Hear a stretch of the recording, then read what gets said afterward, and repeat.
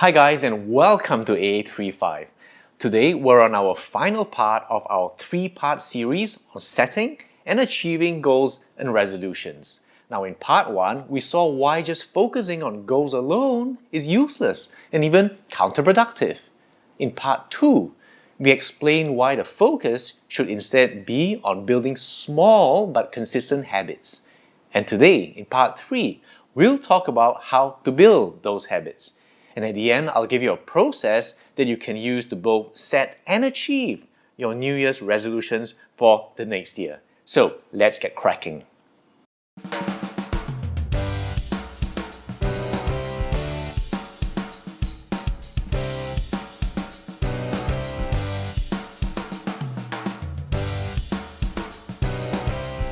Now, I've been a personal trainer, a physiotherapist, and a coach for nutrition, dating, attraction, personal development, and in all of this, one thing has become very clear. Now, it's great to have goals, but if that's all you're focused on, you're really focusing on something outside your control.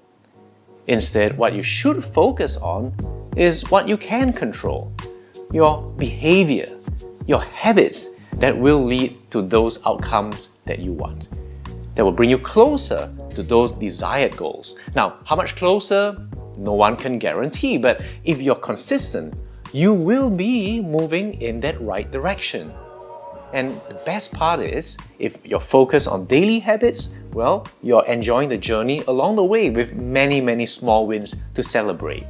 And that's something missing in a lot of people who set goals. Now, in our last video, I referenced James Clear's excellent book, Atomic Habits.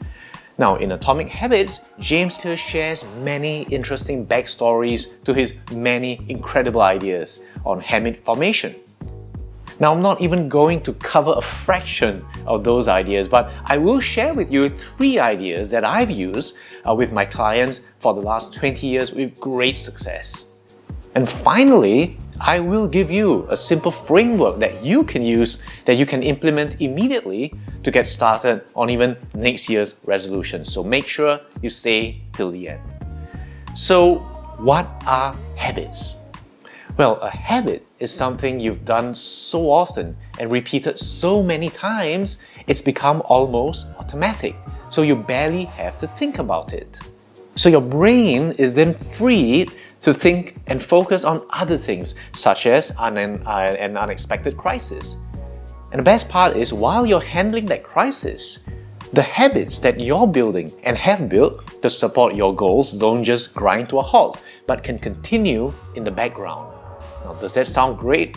Well, it can happen, but we need to build those habits consciously. And here are 3 ideas to make that happen. Idea 1.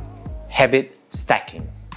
A habit starts when a stimulus triggers an action, and repeated over time, this triggered action becomes the habit. Now, a very good example of this is stress eating. Somewhere along the line, we discovered that when we were stressed and we ate something, we felt better.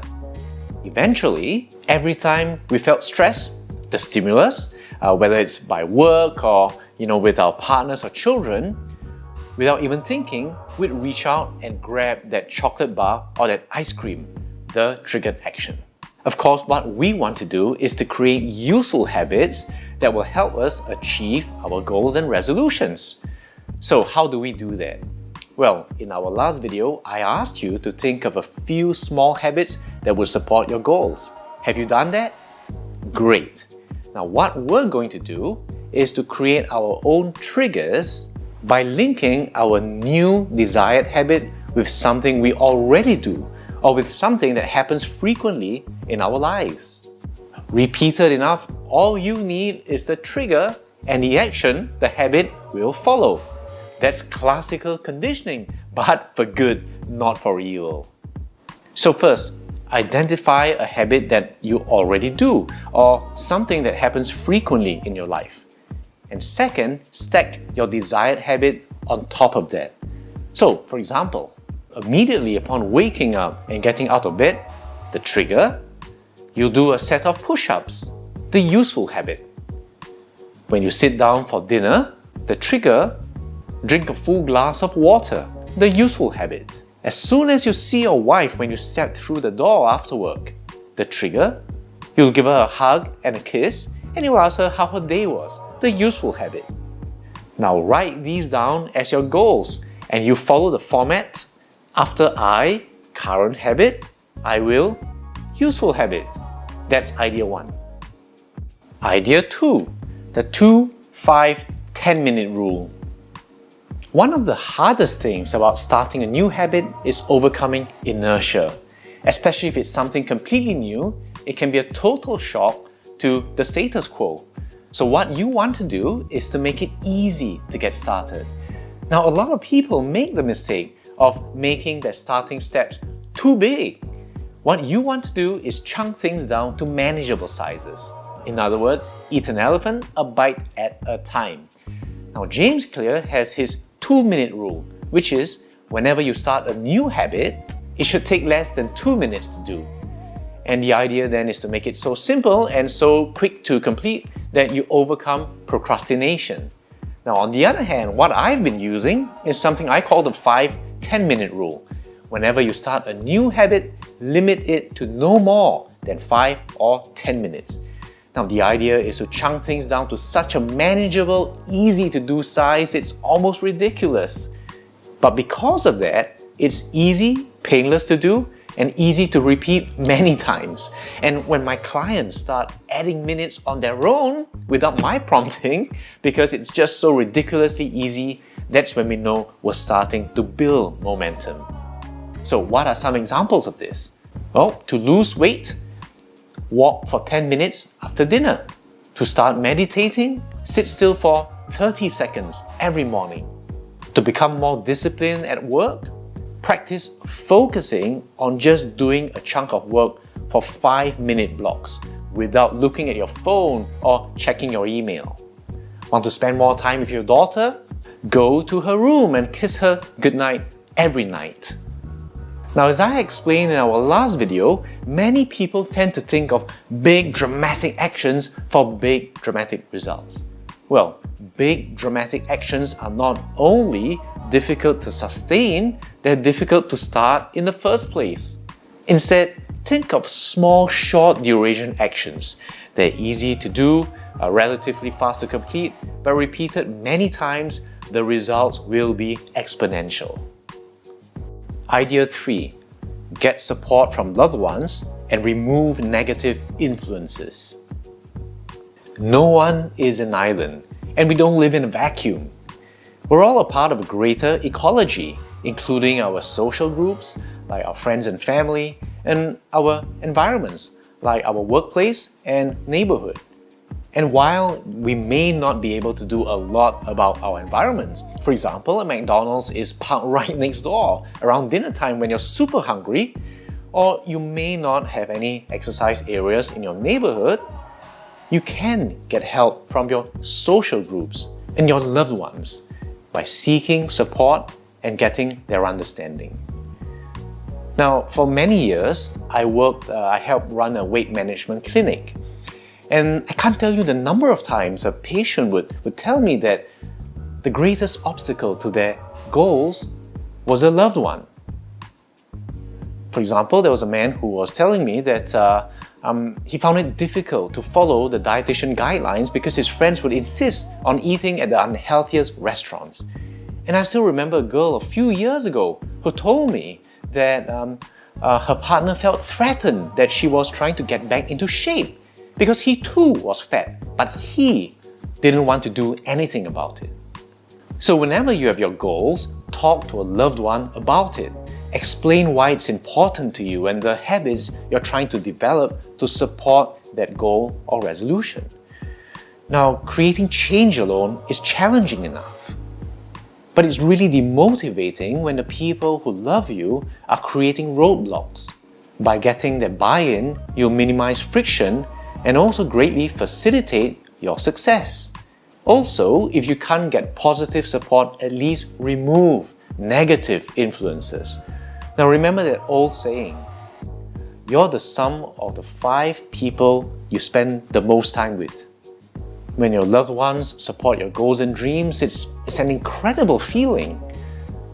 You'll feel that much more energized and motivated, and they might even help you keep yourself accountable. But if not, then you'll have to remove negative influences. For example, instead if you're not able to get a compromise from your friends who still insist on eating at the unhealthiest places, you may have to found your own group of people who are on the same journey as you are, and that will be your new social circle. So that's idea number 3. So how do we put everything together from part 1, part 2, and part 3 today? Well, here's a simple framework for you to follow. Step 1. Choose 1 or 2 major goals. So let's use the example of weight loss and getting good with women. Step 2. For each of these goals, nominate 1 habit that will support the achievement of these goals. So in our example, we'll choose daily walking and getting comfortable talking to strangers. Step 3. Think about the 3 ideas we talked about today and decide which fits best for each new desired habit. So to recap, our 3 ideas were: idea number 1, habit stacking, pairing your new desired habit with a habit you already do or with something that already happens frequently in your life. Idea 2, the 2-5-10 minute rule, making your habits small enough that you can complete them quickly or relatively fast, so you overcome procrastination and you can repeat them daily and consistently. Idea 3, get the support of loved ones and remove negative influences. Now you can choose 1 or even use a combination of these ideas. So for our example, I'll choose, say in the instance of our second goal, every time a stranger walks past, I'll smile and just say good day. And in our example for losing weight, I'll choose every day after dinner, I will walk for 10 minutes with my wife. Now notice that in this example, we've combined all 3. We've got the habit stacking, which is after dinner, the 2-5-10 minute rule, which is a 10-minute walk, and getting support from your loved ones, which is walking with your wife. These habits are now your daily goals, and that's what you'll focus every day, not on your outcome goals. Now don't get me wrong, it's still great to have those outcome goals and you'll still have them, but that's not what you'll be focused on. Instead, you'll be focused every day on achieving these daily habits and then celebrating the achievement at the end of each day. And that's the paradigm shift that you need to actually achieve the success you want for your outcome goals. Now, once again, I really strongly encourage you to read the book Atomic Habits by James Clear. It's a really easy to read, enjoyable to read, and very motivating book. And in that book, James Clear also gives you a lot of the research and the theory behind habit forming, so you can use them to form your own new atomic habits. And considering how many of our goals and resolutions involve the creation of new habits and the follow-through of those habits, I think this book is truly a life-changing book you should read at least twice. Alright, so that's the end of our series on setting goals and resolutions. Please use them to start setting your goals and resolutions for next year. And there's no better time to start thinking about what you want next year than right now, using a simple, easy to follow process you can implement immediately. Alright, so that's it for now. From me, please like, subscribe, hit that notifications button, and I'll see you soon with another video.